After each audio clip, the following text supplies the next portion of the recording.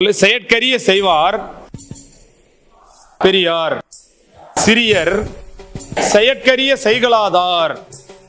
இதுக்கு அர்த்தம் என்னன்னா, செய்வதற்கு அரிதான காரியங்களை செய்பவர்கள் பெரியவர்கள், சிறியவர்களுக்கு அந்த செய்வதற்கு அரிதான காரியங்களை செய்ய முடியாது.